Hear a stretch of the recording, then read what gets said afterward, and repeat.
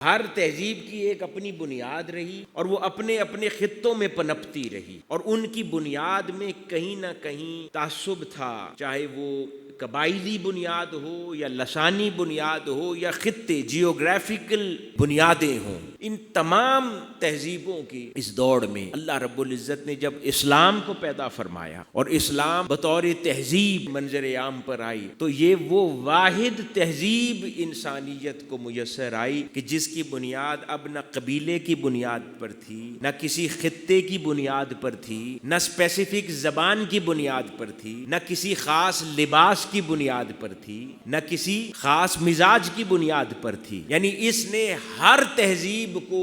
ہر خطے میں رہنے والے لوگوں کو،